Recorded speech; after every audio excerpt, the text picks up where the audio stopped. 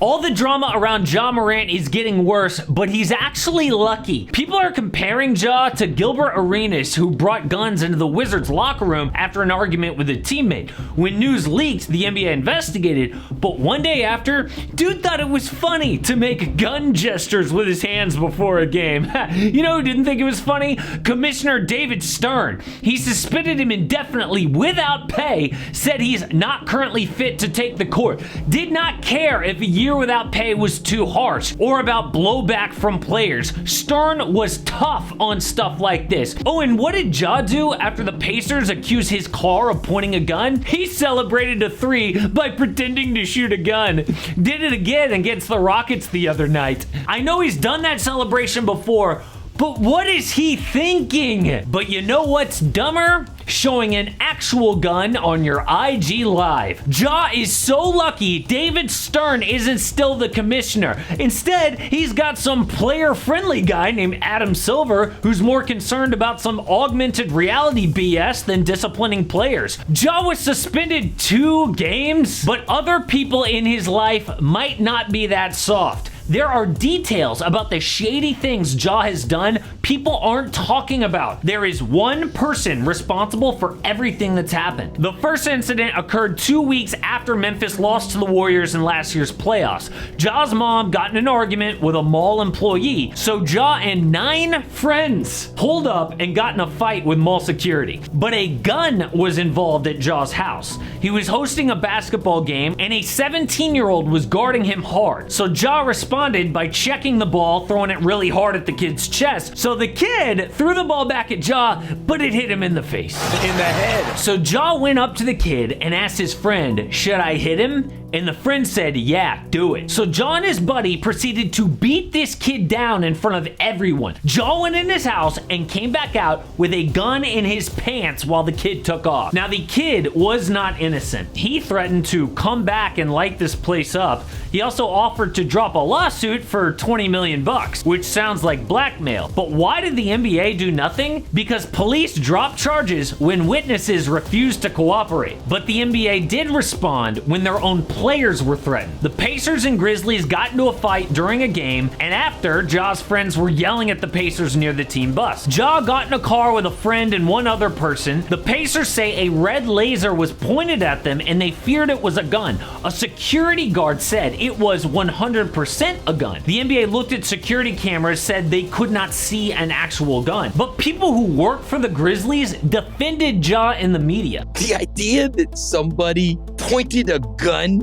and nobody called the police, they called the Athletic. And if you think the NBA investigated, it said they talked to several eyewitness accounts and they got the video, none of which shows that you would see it.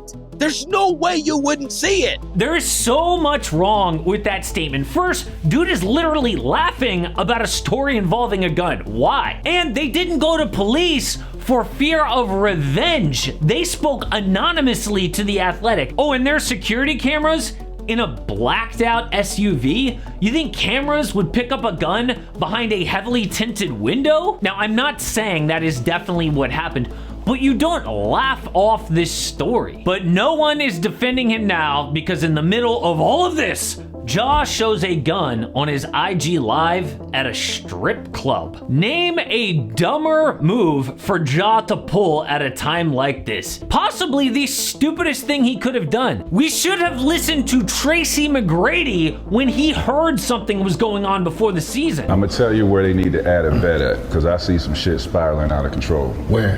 In Memphis, bro. They need a vet over there. The shit that I'm seeing on social media. These boys are wilding right now. But the friend who has been involved in all of this is Ja's buddy Devontae Pack. He was the one who beat up the 17-year-old with Ja. He was the one who was in the car the night the laser was pointed. And I'll bet he was also at that strip club. But the person to blame here is Ja Morant. People are saying Ja shouldn't hang out with the wrong crowd. Ever think Ja himself is the wrong crowd. What he's trying to do here is look cool. He's trying to show everybody how tough he is because he's insecure, which is cool on the basketball court. Being an underdog and that mentality has worked for him in basketball, but he doesn't need to pull this stuff in real life. Who is he gaining clout with anyway? You know who thinks it's cool to beat people up and carry guns?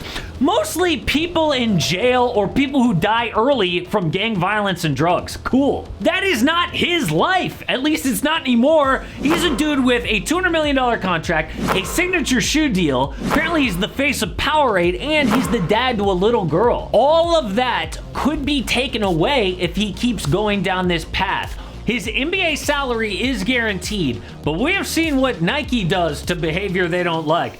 They hoped Ja is the next Kyrie. Yeah, that might not be a good thing. Powerade just announced we're gonna see Ja's face everywhere in advertisements, but this is a nightmare. All this shows is Ja can't handle being young and famous. Some people can handle that and are mature, like Zion Williamson. I am so amazed Zion has been famous since he was a kid, gets paid millions, and was ripped by the media for being fat, but he still acts like an adult in front of cameras. How does he do that? But Ja did not grow up like Zion. He was a nobody in high school and as a freshman in college. All this money and fame stuff is brand new to him, and apparently he can't handle it. But I know a lot of people will say, oh, but Ja's only 23 years old. He's gonna learn from this and grow.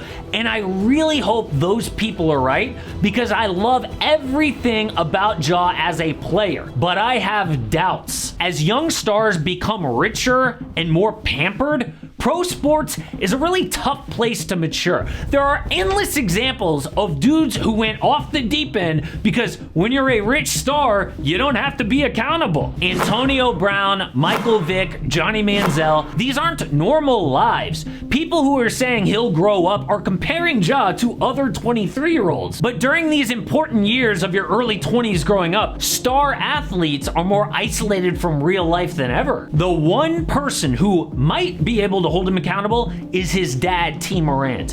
He's at every game on the sidelines. You would think he would get through, but so far, nothing. I do know LeVar Ball would kick LaMelo's butt if this kind of stuff was going on with him. I mean, say what you want about LeVar as a dad, but at least his kids are not involved in potential criminal activity. Now, I do not want this to turn into some commentary about Ja's family or anything. I just hope somebody can talk sense into him, because the next time we get news like this, it could be tragic. And if you want to really see what that looks like the absolute worst case scenario in the NBA, check out Javaris Crittenton.